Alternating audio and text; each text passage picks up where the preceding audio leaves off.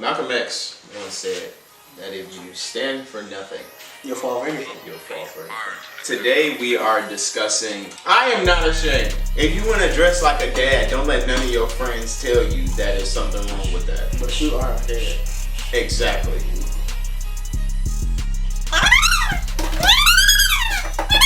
If you a Christian and the first thing you see is Kim Burrell calling people ugly, Brian Carn saying pull up on them, if those are the first things you see as an unbeliever wanting to get into the faith, you're not gonna want it. Brooklyn being my daughter and going to church. No, she yours. No, she yours. Ain't no doubt in that. Brooklyn being my daughter and always. I cannot imagine, Cameron, living in this current climate with monkeypox, Joe Biden as the president, pandemic, Kamala, I don't even know our vice president name. Hey, so you know how we just did that video yesterday for Will Smith? How do you find Will Smith in the snow? Cameron, I swear to you. Brother, how do you find Will Smith in the snow? Cameron. How do you find Will Smith in the snow? Cameron. You follow Fresh Prince. Oh my God! You follow Fresh Prince.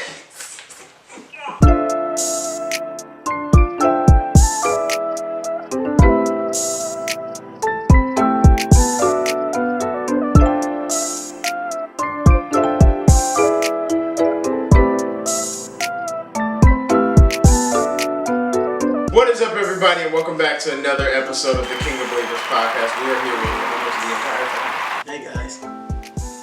Minister Marcellus Metcalf, the greatest ever do with the rich and the famous, the one and only, but both halves of the best one. Is crazy. One-two punch since peanut butter and jelly. We also have BIGBROOK in the building. We are going to turn to Romans. Okay. Chapter 1, verse 16. For I am not ashamed of the gospel of Jesus Christ. For it is that God. For it is the power of God unto salvation to everyone that believeth, to the Jew first, and also the Greek. Many times a lot of people say that they love God, right? And I was on TikTok yesterday and somebody was, they were live and they were basically preaching and whatnot. And somebody was like, this is fake. You don't really believe in God. And then another person was saying, you know, if they honestly didn't believe in God, why would they get on this platform and, you know, basically start capping? And one thing I just noticed was like, okay, so like, they may be ashamed of the family that they are in. They may be ashamed of the way they look, but they're not ashamed to tell people about God. Yeah, no, for sure. I definitely feel like you can be from a different economical background. You can be from a different judicial, legislative way of thinking. But I feel like it's one thing, and I really do try to impact and empower people to just try God. Because it is the peace that passes all understanding. Yeah. From the naked eye, it will not make sense. I say this all the time. From the naked eye, saying that a woman was impregnated without having sex and had a baby who was half God, half human, and God sent himself in flesh to save the whole world, and he was performing miracles, and he died. Everybody seen him die. It was a brutal, punishing death. You know, his bones are sticking out. It's almost a skeleton walking. Right. Like, this death is so graphic. You see the man die. You roll the stone away and he's not there. Exactly. From the naked eye, that don't make no sense. And somebody once told me, it was like, oh yeah, no, this is definitely an adult fantasy. Yeah. Yeah. From a natural, if you're in the natural, you would say, this is a fairy tale. This is just like Marvel. Because it's just like Marvel. That's why you have to be intact with the spirit. You know, the old saints would say, you can't make me doubt him. No. I know too much about him. And that's another thing. One thing that I was reading on was, I don't remember exactly where it was in the Bible, but about the blind man, right? And, you know, Jesus spit on the ground, bathed the clay, anointed his eyes, told him to go wash. Then when he left, he could now see. Went to the city or into the town, and people was like, that looks like the man that was just blind, begging people for money. And he's like, oh yeah, no, that's me. Yeah, no, I don't just look like him, I am him. Yeah. How can you see? Oh, Jesus, a man named Jesus did this and that. And this man has been blind his entire life. His entire life he's been blind. And in this very moment, he can now see. He only had to see one miracle. Only one thing had to happen for him to be able to go around to an entire town and tell them about Jesus. And I think, and it's so powerful that, you know, that we do what we do because it is to help people, to empower people. And like you said, it only takes one. Yeah, what's that? It only takes one. It only takes one time you experiencing God. It only takes one time you reading the Bible and I feel something. And then that feeling goes from, okay, it's went from I feel something to I know something. Right. Like my church background is being forced to go to church my whole life. Mm-hmm. But I was kind of like, you know, let me submit to it. Let me actually, you know, I was the one that said, okay, I'm going to see what it's about. I'm not going to rebel against it. Mm-hmm. And in that, in my youth, he showed me so much that now, you know, a lot of people are impressed by, you know, what we do. But it was in us. Yeah. We were raised this way, and then it became not just something that we were forced to do, but it became a relation. That's what a relationship is. Mm-hmm. At first, maybe you don't want it, right? But then you talk to someone and you get to know someone. Now you've built a relationship, and now it's like, okay, I understand you, you understand me, and now I actually want to be here. And I'm not afraid to tell people that we are together. Yeah, and then the thing of the relationship too is that even with church and God, you'll say it all the time that I couldn't have that same relationship that my parents had. Mm-hmm. Or I couldn't hold on to my parents thinking that my relationship with God would be through them. So when we go, now it's a whole nother generation and I feel like sometimes we feel like we got to have the same relationship with God that our parents did or our grandparents did. And it's a whole nother time. We're in a whole nother era. You know, you work out your own soul salvation with fear and trembling. Like, your relationship is not going to look like anyone else's with God. Imagine having 1 billion children. Yeah. You can't parent one child the same way you parent another child. That's right. You can't parent that child the way you parent the other child. So to believe that God is just one way God is going to talk to all of us or communicate with all of us, or your calling is the carbon copy of my calling. We're very close, but the way we approach things are different. Some ways are similar, and some ways are different. And it's that individuality, it's that uniqueness that we need that for a generation. Because like I say it all the time. It's probably the most referred to video I say, that lives are attached to your purpose. Yes. It's people out there that are literally just waiting for you to come save their life. Yeah. Yeah. And maybe they don't even know it. That's why this topic is so important, not being ashamed. I got this scripture, realistically, I grew up hearing it. You know, with Lecrae, Tadashi, all of these Christian hip-hop rappers and stuff or whatever. But, like, their thing is 116, right? Romans 1:16. That's their brand or whatever. And I always grew up hearing it, and I never understood it until I stepped into the ministry. Okay, I can say that I'm unashamed of who God is, but until I stepped into ministry and now I really want to tell you about Jesus Christ. For the simple fact that your life can change off one word. Yeah.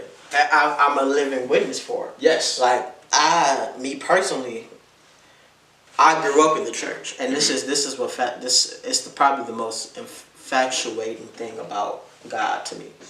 I grew up in the church, right? Mm-hmm. My whole life, all I knew was Jesus. All I knew was God. All I knew was 17,000 services, 100 hours in service. Jesus. That's all I knew. Right, my whole life, frothing at the mouth, purge me, oh God. I want to be burned in fire. All of that, you know. Yeah. That's all I know. But the same God is somebody. It's somebody that all they know is drugs. The same way they were born I was born into a Christian family, they was born into a family where you got to go jump off the porch. Yeah. You got to go get in the mud. You gotta go make your living. Right. You can't be a shopper boy with no bodies. Like the same way I was born into God, they were born into getting out the mud. And God loves both of us equally. And He's present to all of us. Yeah. So like it's up for grabs. I could not imagine, Cameron, living in this current climate with monkeypox, Joe Biden as the president, pandemic, Kamala, I don't even know our vice president name. Kamala Harris. And just so much uncertainty, feeling like hope is lost. I couldn't imagine not knowing God. No, I really couldn't. I say it all the time. I don't know how people live without knowing God. This is honestly a scary, scary world, and it's a scary sight. It's a scary thought knowing that people will actually go without having a real relationship. I feel bad for a lot of people. I feel bad for people who are in the church right now a little bit, because it seems like the mainstream right now is putting such a bad stain on the church.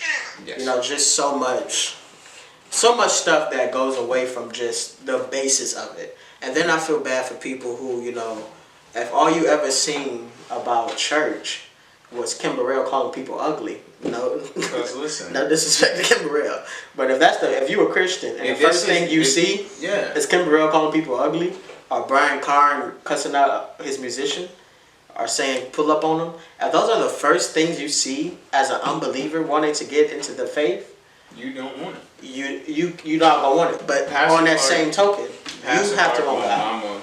My mom, my dad, Pastor Clark, everybody used to tell me the way you have to carry yourself in order to be a true witness. Trying to get people to Brooklyn, for an example, right? Brooklyn being my daughter and going to church. No, she yours. No, she yours. Ain't no doubt in that. Brooklyn being my daughter and always... Brooklyn being my daughter and she see me going to church. Say I act completely different outside of church. I don't carry myself as the man of God that I'm supposed to. And being saved and her not being saved, if she see me act one way in church, she's automatically going to think like, oh, you're supposed to be fake, or she's going to understand my fakeness and be like, okay, I don't want this life. I think the people that I interact with for the majority,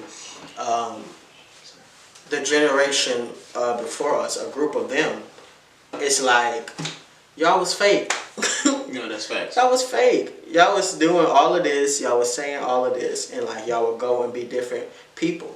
And now it's like, I refuse to be fake. Yeah.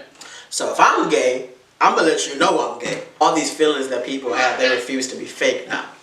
And now it's a generation before that. It's like, well, you're not showing discretion. And no one will be able to receive it. And then it's like, well, they're going to have to receive it because they go with the same thing. So you have to be prayed up. You can't be ashamed. And you got to stay prayed up because there's so many different distractions nowadays, like the phones and laptops. Like, if I put this in front of people and I said, you want this or this? Come on. That's facts. 9 times out of 10. Then they'll have the excuse, I can get this on that. Yeah, I can get this on that. But like I said in a previous video, you can also get pornography on this. You can also get drugs on this. You ain't getting that on... With this, you can read about it, and that's about it. It's a generation of, God is bringing up a lot of young warriors that are like really cutthroat and ready to do it, and are really about winning souls. And he might be taking out some people that are kind of, watered down. Not even watered down, but kind of manufactured. One thing a lot of people have to get ready for is the position that God is about to put them in. Yeah. I know me, for an example, I don't know what God is about to do with my life. I know it's something fantastic. I know it's something extraordinary. I don't know what it is. But we just have to be ready for it, and we can't get... Now's not the time to get tired. In this season in our lives, it is not the time to be tired. This is not the time to compromise your witness either. Because you have to... God brought you to this place. He's about to level you up because of the work you've already done. Yeah. You can't stop doing it now that you've heard me say that he's about to take you to the next level. No, it's not time to rest. Now, and this is what's so crazy about the life that we live, being ministers, being like witnesses, is that the second you realize that God is about to take you to the next level, the devil also realizes he's about to take you to the next level. So just as well as he's about to tee up, so do you. 100%. You have to turn up exactly just how he's about to turn up. Because, like I said, the live that I was watching yesterday, this one girl was basically saying how the devil understands that you're important in the kingdom. Yeah. He understands that probably more your personality can draw hundreds and thousands of millions of people in. So he's gonna come at you hard because the one person you bring in is gonna bring 10 in, and the 10 people they bring in is gonna bring 10 more. It's a cycle, and it's an extended line. So he realizes you're important. So of course he's gonna try to knock you out. He's gonna do everything in his power to knock you out. But the weapons of our warfare are not carnal, but mighty to the pulling down of strongholds. You say you gotta be in position. Like, people say, I want $1 million. Mm-hmm. What would you do if tomorrow you had $1 million? You would be broke. Yeah. Within the next 3 days. Because you haven't studied, or you haven't thought about when you actually get it. You're gonna get a house, right? You're gonna spend $500 right there. You're not gonna try to negotiate nothing. It's just $500 out the door. Now you got the crib. Now you got the crib, but you $500 down. You got $500 for the rest of your life. You'll be back. You'll be back where you're working at next week. You'll be having to ask for your job back next week. So you have to position yourself for greatness, and that all comes and ties in with not being ashamed. Okay. One thing, and it's one of my pet peeves, not being you. That's one of. Yeah. When I see somebody, that's annoying. Like trying to be somebody else, you can tell when something's not genuine. You can tell when something is manufactured. You can tell when you're trying to be like someone else.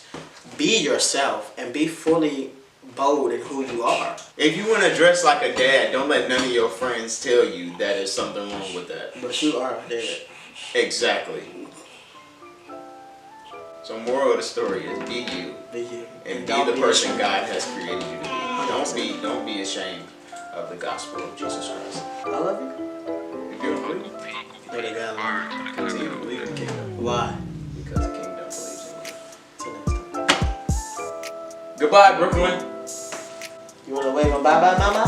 Say bye bye bye bye bye bye bye bye bye bye bye bye bye bye bye. Thank you so much for watching another episode of the Kingdom Believers Podcast. Make sure you like, comment, and subscribe on the video. Make sure you turn those post notifications on so you can get notified every time we upload. I love you, I love you, I love you, and I'll see you next time on the Kingdom Believers Podcast.